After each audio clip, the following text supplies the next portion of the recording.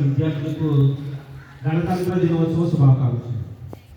నేను చిన్నప్పటి నుంచి ఈ రెండు పదాలు అంటే ఏంటి గణతంత్రం, గణము తంత్రం అంటే అర్థమయ్యేది కదా. అలాగే రిపబ్లిక్ డే ఏంటి పదాలు, ఈ పదాల గురించి నేను చెప్పాలనుకుంటున్నాను. గణము తంత్రము. గణము అంటే ఏంటి తెలుసా మీకు ఎవరికైనా? గణతంత్ర దినోత్సవం అంటున్నాను కదా, రిపబ్లిక్ డే. గణము అంటే ప్రజలు, తంత్రము అంటే పరిపాలించడం.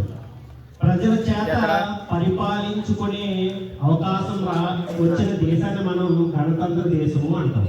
అంటే గణము అంటే ప్రజలు, తంత్రము అంటే పరిపాలించడం.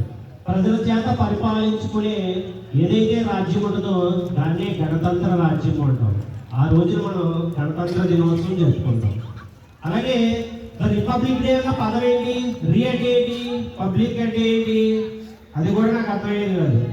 రీ అంటే రీబ్యాక్ టు పవర్స్. రీబ్యాక్ టు పవర్స్ ఏంటి? అప్పటి వరకు మనం బ్రిటిష్ వారు పరిపాలించేవారు. మీకు ఒక విషయం తెలుసా? ఏ దేశాన్ని అయితే పరాయి అలాంటి రాజ్యాల్లో మాత్రమే గణతంత్రం అనేది వస్తుంది. ఎక్కడైతే ప్యూర్గా ఫస్ట్ నుంచి వాళ్ళు పరిపాలించుకుంటున్నారో ఆ దేశాన్ని గణతంత్ర రాజ్యాలు అంటారు, రిపబ్లిక్ దేశాలు అంటారు.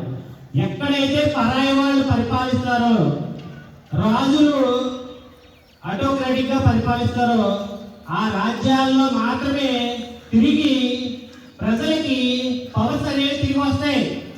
రీబ్యాక్ ద పవర్స్. తమని తాము పరిపాలించుకోవడానికి తిరిగి పవర్స్ ని ప్రజలు పొందుతారు. దాన్ని రీ అంటాం. పబ్లిక్ అంటే మనం తెలుసు. పబ్లిక్ అంటే ఎవరు? ప్రజలు. ప్రజలు ఆ పవర్స్ ని తమను తాము పరిపాలించుకోవడానికి తిరిగి పొందుతారు. కాబట్టి ఆ రాజ్యాన్ని మనం ఏమంటాం?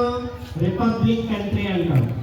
బ్రిటిష్ వారు 200 సంవత్సరాల పైన మన దేశాన్ని పరిపాలించి మనకు స్వాతంత్రాన్ని ఇచ్చారు.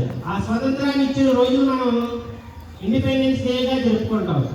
తర్వాత 1950 జనవరి 26 రాజ్యాంగం అమల్లోకి వచ్చిన రోజున మనం రిపబ్లిక్ డేగా, అంటే మన పవర్